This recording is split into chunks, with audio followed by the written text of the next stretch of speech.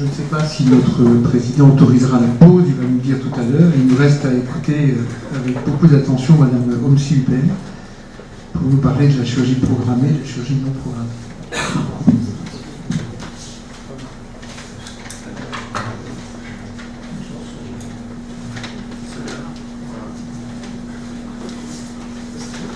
Bonjour, je remercie l'Académie nationale de chirurgie et le docteur Philippe Mar d'avoir invité l'Agence régionale de santé, et puis je remercie particulièrement le professeur François Richard de son aide dans les travaux que nous menons à l'Agence pour les travaux du projet régional de santé qui est en train d'être mis en place. Donc, ce qui était un petit peu souhaité, c'était de parler de la chirurgie programmée et non programmée, de la PDSES. Et c'est particulièrement peu évident de pouvoir identifier en fait quelle est la particularité de l'activité non programmée. Donc, sur l'activité de chirurgie, c'est vrai que l'accès aux soins urgents non programmés, elle peut se faire de différentes façons. Et on voit qu'il y a différentes portes d'entrée pour arriver en soins non programmés. Si on regarde sur l'activité de chirurgie, c'est une activité qui est principalement programmée, on l'a dit tout à l'heure. En Île-de-France, elle est actuellement réalisée en ambulatoire, c'est essentiellement programmé, et y compris certaines urgences qui commencent à être prises en charge de façon différée en ambulatoire. Et pour des établissements qui disposent de services d'urgence, on a des taux de chirurgie non programmée qui sont variables et qui interfèrent effectivement avec les programmes, qui désorganisent l'activité, qui nécessitent des renforts de personnel, qui prolongent l'activité sur les vacations. Et donc ces poursuites au-delà de l'activité, au-delà des horaires d'ouverture des blocs, provoquent des taux de débordement élevés. C'est des interventions qui se prolongent dans le temps de la permanence des soins et la nuit. C'est des équipes qui doivent récupérer le lendemain et c'est des situations qui engendrent un cercle vicieux. On a essayé d'identifier, d'estimer cette activité de chirurgie non programmée dans les établissements qui disposent d'un service d'urgence en Île-de-France. Donc on est parti des données du PMSI en identifiant les séjours chirurgicaux, adossés cette fois-ci, qui sont codés, entrés par les urgences. Donc effectivement, c'est quelque chose de particulier parce que ce n'est pas forcément suffisamment exhaustif, puisque forcément on a des biais de codage, mais ça montre une variabilité quand même importante. Et là, on a identifié un petit peu des différences entre les trois régions, un petit peu de notre région Île-de-France, que sont Paris, la petite couronne et ceux de la grande couronne, et en identifiant les établissements publics d'un côté et les établissements privés et SPIC de l'autre. Et c'est vrai que si on a une moyenne régionale à 28%, on peut voir des différences selon les différents critères des départements qu'on a évoqués. Avec un nombre moyen de séjours de chirurgie par établissement qui est donc de 7000 en public et 8700 en privé.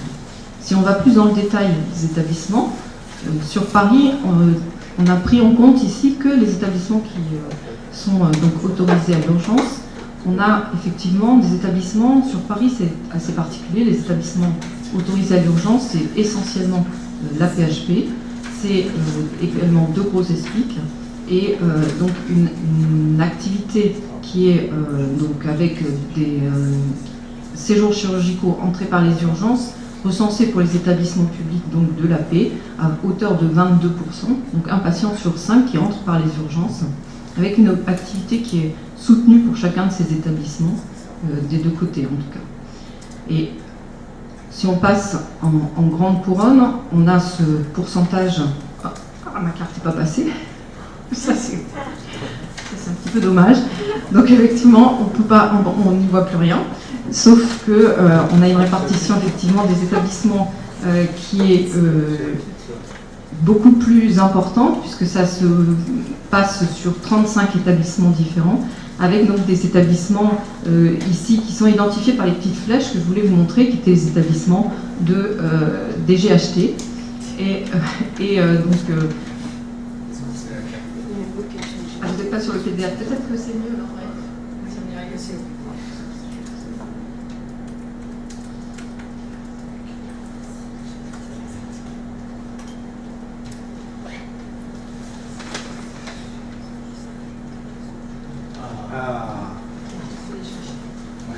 Voilà. Donc on peut voir les petits points rouges, c'est les établissements qui sont autorisés aux urgences. Les établissements qui sont reliés avec des traits, c'est les établissements qui sont donc inscrits dans les GHT.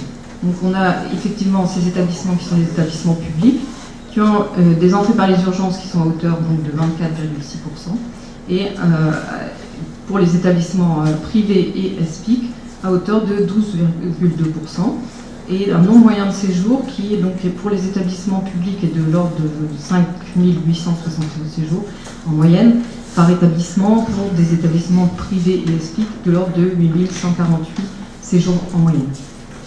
Et puis si on s'éloigne encore et qu'on part en grande couronne, là on a également cette même image de répartition, donc des établissements qui sont en rouge, c'est ceux qui sont autorisés d'urgence. Reliés entre eux, c'est les établissements GHT.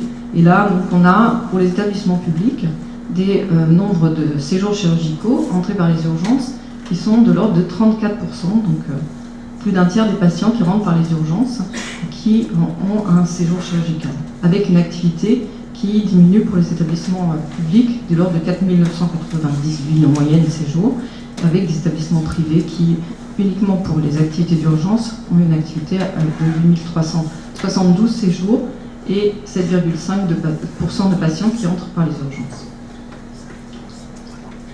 Si on regarde les séjours chirurgicaux par domaine d'activité, là on se porte que sur les GHMC. On regarde sur les établissements publics hors AP, donc, qui ont un service d'urgence. Et quand on regarde dans les domaines d'activité, on voit sur les séjours totaux des séjours qui rentrent par les urgences. Si on s'occupe essentiellement des deux principaux domaines d'activité, on voit en digestif et en orthopédie une activité qui est autour d'un tiers de l'activité dans ces deux domaines-là. Pour les établissements publics, là, si on regarde pour les établissements sites de la PHP, donc une activité qui est également un petit peu dominante dans ces deux domaines.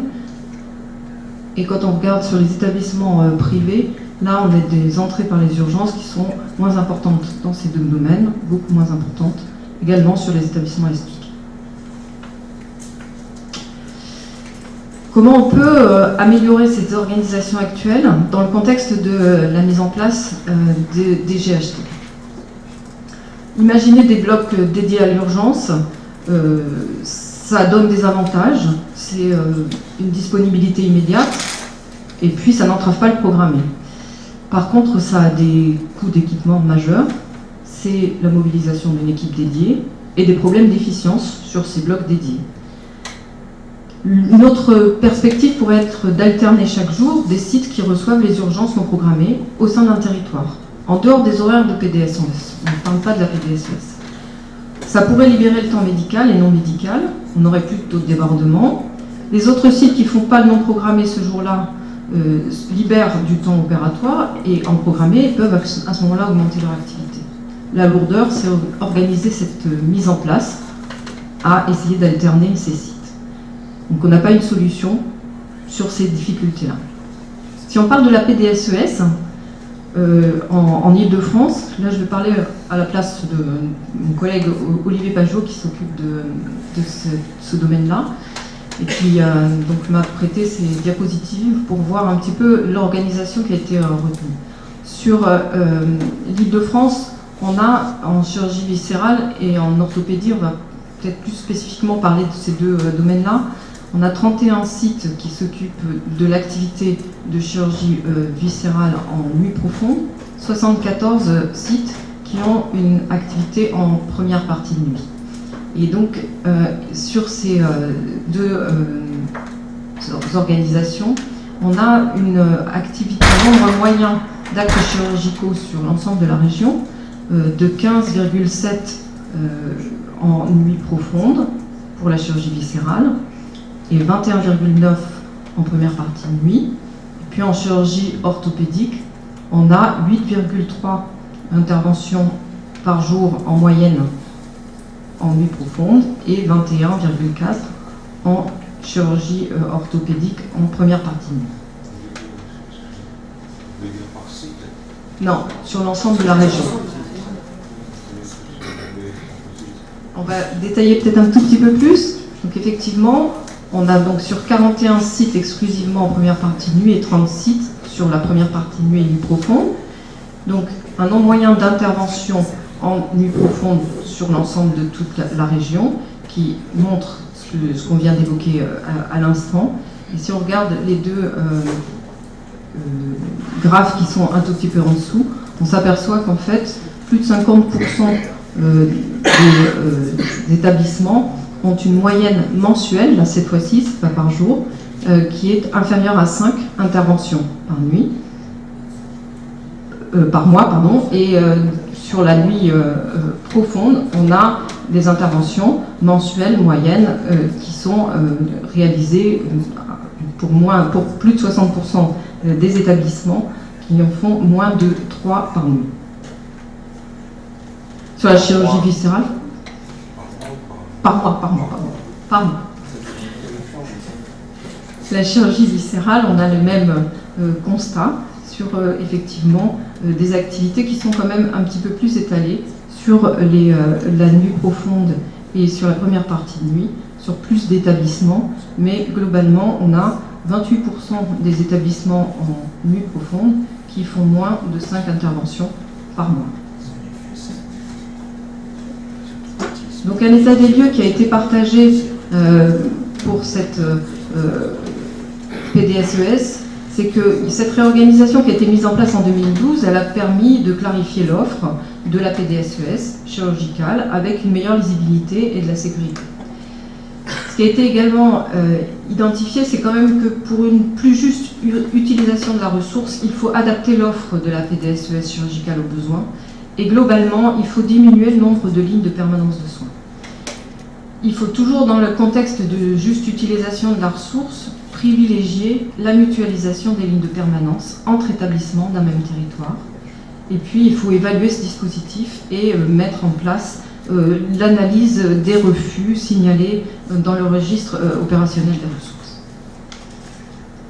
Effectivement, pour sécuriser ces prises en charge, il faut des équipes médicales et paramédicales sécurisées, améliorer la lisibilité, améliorer l'efficience, notamment pour une meilleure répartition de la ressource médicale, pour prévenir les risques et l'usure professionnelle, motiver et fidéliser les praticiens et garantir l'accessibilité des parcours de santé. Le défi du maillage territorial, c'est l'accès aux soins avec un maillage équilibré du territoire. Il faut une répartition des plateaux techniques et des services de recours. Il faut s'interroger sur des critères de gradation des soins et de répartition. Il faut s'interroger également sur l'affectation des ressources en fonction des priorités. Et puis pour l'attractivité des professionnels, il faut prévoir des valorisations des parcours professionnels et une meilleure utilisation du temps soignant qui améliore l'efficience du système. Donc des principes d'organisation qui ont été envisagés, qui sont à mettre en place peut-être de façon plus généralisée. C'est des équipes territoriales où on a une alternance de sites pour certaines prises en charge, qui est déjà mise en place par exemple sur les 2 établissements en Grande Couronne. C'est la mobilité des opérateurs pour éventuellement qu'ils se déplacent, notamment c'est le cas en endoscopie digestive. C'est la place de la téléimagerie et de la télémédecine. C'est des recommandations sur des modalités d'organisation et c'est des coopérations entre public et privé. Ces principes d'organisation, c'est pour des activités de chirurgie viscérale, une offre de PDSES qui pourrait être organisée par infra-territoire, en centralisant autour d'une ligne de permanence de nuit profonde, une structuration d'une offre en première partie de nuit, en soutien de PDSES de nuit profonde, de la PDSE de nuit profonde, et plus ou moins une offre structurée en renfort le week-end, en renfort de cette PDSES. Donc une ligne qui peut potentiellement être portée par plusieurs établissements. Et puis éventuellement des centres de recours pour les autres spécialités chirurgicales qui pourraient être organisés à une échelle régionale avec des centres de recours régionaux, des centres de proximité avec des modalités opérationnelles, organisationnelles à définir, et puis une discussion sur une première partie de nuit qui est à envisager et compte tenu des données d'activité, on n'a pas détaillé tout à l'heure, mais effectivement celui qui est un exemple type serait celui de l'ORL où on pourrait avoir beaucoup moins de centres qui seraient de permanence. Je vous remercie.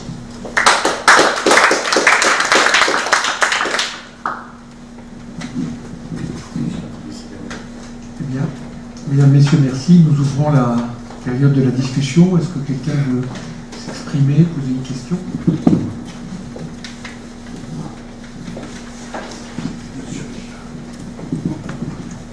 Non, à propos de la dernière présentation de Brigitte Homsi-Hubert, à la question faut-il des blocs d'urgence ou pas, elle s'en supplie qu'on s'est un peu posé cette question. Il n'y a pas de réponse absolue parce qu'en fait ça dépend du nombre d'urgences que reçoivent les hôpitaux et les centres publics. C'est très hétérogène.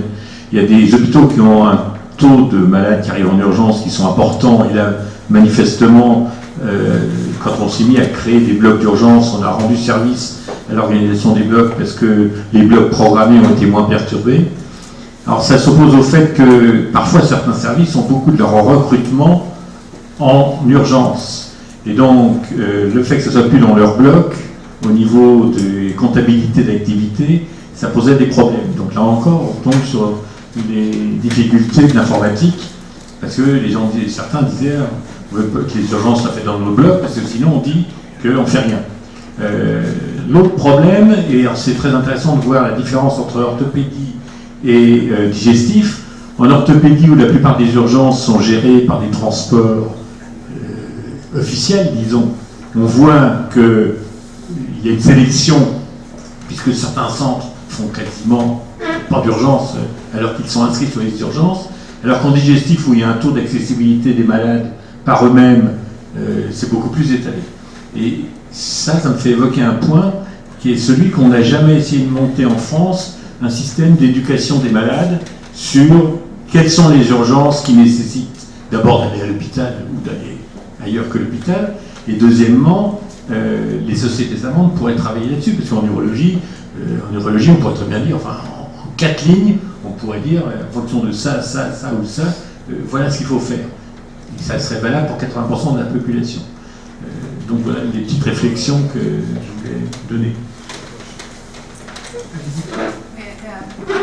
Moi, j'en profite pour réagir juste à ce que tu viens de dire. Il ne faudra pas s'étonner que les malades avec Internet deviennent intelligents et experts et arrivent bien plus qu'on ne veut pas. Voilà. Mais en effet, c'est vrai qu'il faudrait leur faire une éducation en santé.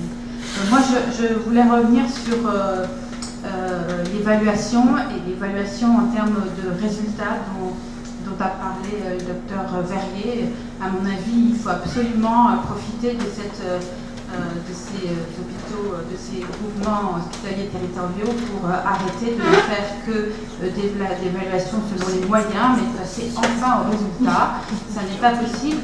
Et je pense justement que dans la discussion pour savoir s'il faut mettre un bloc dédié aux urgences ou pas, c'est dommage que le critère mortalité pour les urgences ne soit pas pris en compte. Tout simplement d'ailleurs parce qu'on ne l'a pas et qu'il n'est pas évalué. J'avais été très surprise quand j'étais allée en Angleterre. On m'avait expliqué qu'ils s'est aperçu que quand les interventions étaient faites la nuit, même par des gens de garde, la mortalité était plus importante. Et donc ils avaient décidé, pour des raisons de qualité des soins, d'ouvrir un bloc dédié aux urgences dans la journée. Or là, on voit que dans tous nos chiffres, on n'a jamais des résultats de qualité, c'est-à-dire mortalité, morbidité, tout simplement parce qu'on ne les code même pas. Alors c'est quand même dommage qu'on nous avait présenté le codage au début comme un élément, parce que c'est nous qui codons, qui pourrait avoir un retour sur un investissement parce qu'on aurait nos résultats. Et en fait, on s'aperçoit que maintenant que quand on demande, par exemple, je vous disais, les respi à 30 jours, qu'on aimerait bien connaître après la chirurgie ambulatoire, eh bien, on ne peut pas l'avoir ce chiffre. Alors j'espère que vraiment à l'occasion des groupements hospitaliers où on va supprimer sûrement des médecins DIM au passage, celui qui restera nous donnera une manière d'évaluer la qualité des soins, et notamment quand on fait des choix de fermer ou pas des hôpitaux pour les urgences. Je rappelle juste, Corinne, à propos de ce que je viens de dire, qu'il y a 10-12 ans, nous avons dû les RMM en nous disant maintenant vous pourrez afficher chaque année, les résultats cliniques de votre centre hospitalier, ça n'a jamais été jusque-là. Les RMM sont passés à la trappe. Et or, c'était bien le but, c'était ça. C'était comme on le voit, comme vous l'avez très bien dit, dans certains centres, en Scandinavie en particulier, à l'entrée de l'hôpital, on a voilà, la mortalité, la morbidité, les infections nosocomiales, des choses comme ça.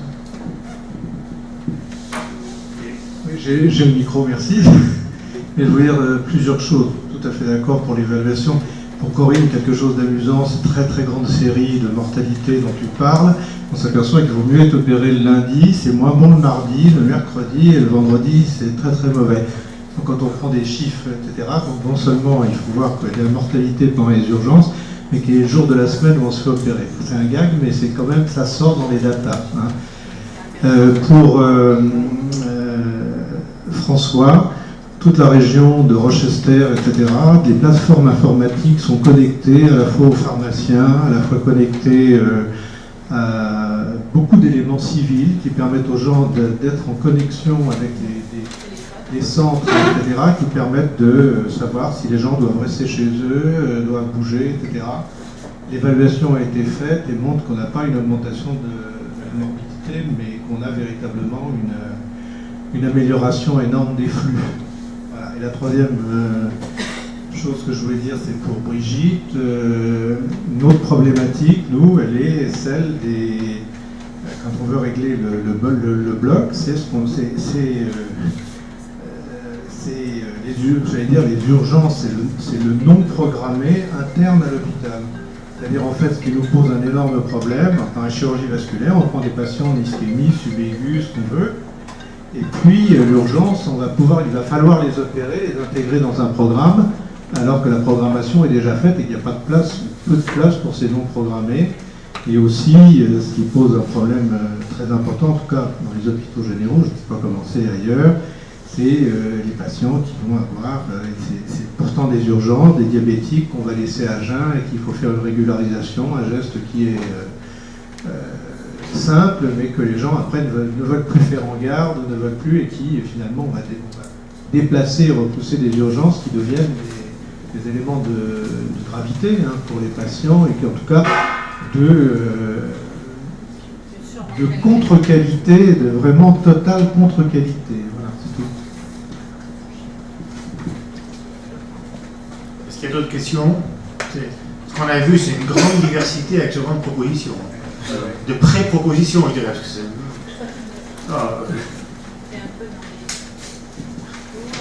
Oui, il y a quand même, on voit qu'on va avoir du mal à réunir tout ça. Oui.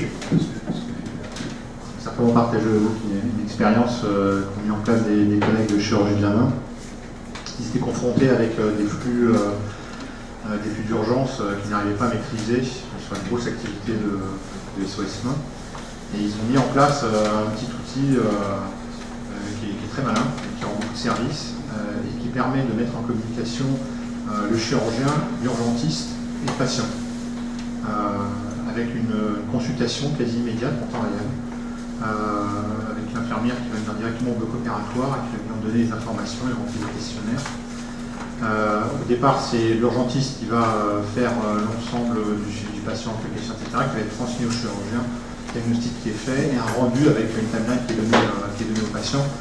Avec un petit outil finalement qui n'est pas très, très complexe à mettre en œuvre. On a tous quand même beaucoup travaillé dessus, sur la diffusion, etc. Mais on voit que quand même, petit à petit, on est en capacité d'améliorer nos parcours de soins avec des choses pas trop compliquées. On peut très bien imaginer ça pour les urgences digestives, par exemple. Exactement. On va faire le tri. Exactement. Ce que font les régulateurs du SAMU, c'est comme ça. Le problème, c'est de le sécuriser. Parce que tous ces outils doivent être sécurisés. Bien sûr, oui, tout à fait. Complètement. On ne va pas transmettre les données d'un patient comme ça sur un réseau sans qu'elles soient sécurisées totalement. Non, mais ça, il est. C'est sur un hébergeur de données de santé, bien évidemment. C'est absolument pas excellent. Est-ce qu'il y a d'autres questions, ou bien vous allez parler très rapidement autour d'un café avant de prendre la dernière session, parce qu'on a accumulé pas mal de retard. Ça désorganise un peu les blocs opératoires. Les urgences sont complètement désorganisées. Bien, merci à tous. Je vous propose de passer au café.